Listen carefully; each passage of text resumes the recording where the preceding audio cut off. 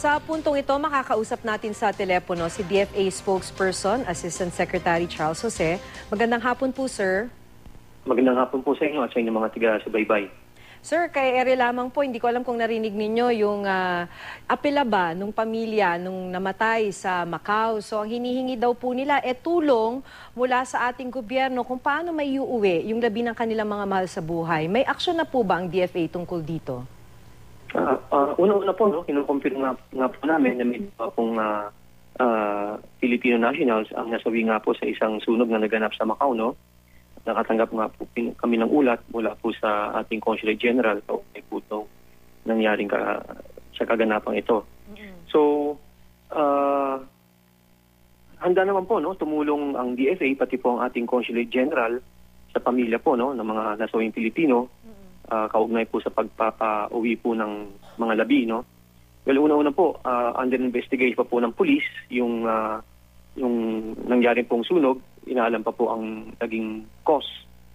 So, and then baka po mag-contact pa ng pagsusuri po sa mga labi.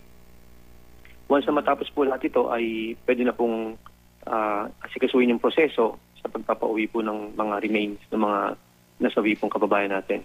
Okay, but at this point, sir, may kumontak na po ba sa pamilya? Ang alam ko po, no, yung aming Office of the Undersecretary for Migrant Workers Affairs ay, ang alam po namin ay nakontak na po ang mga kaanak at pinayuhan na po sila, no, na pumunta na po sa pinakamalapit na yung DFA Regional Consular Office para doon po sila bibigyan po ng mga payo kung ano pong next na hakbang nila pwede pong gawin. Okay. Pero ano kayang tulong ang matatanggap ng ating kababayan? Well, ang consulate po, no, will be very helpful doon po sa investigation na gagawin, no. Ang consulate po ang pwedeng makipag-ugnayan po police para po mapabilis po ang investigation na gagawin. And of course, sa mga pagpapauwi po ng remains, magiging very helpful din po ang consulate sa pag-aasa po ng mga papeles at nakakailanganin po sa dahil hindi naman pong simpleng procedure po yung pagpapauwi at maraming po mga documents na i-require po dyan. So in that regard, makakatulong po ng malaki ang ating consulate. Okay, sir. Panghuli na lamang po, may sa natanggap niyo po bang report, may iba pa bang Pilipino na nadamay doon sa sunog?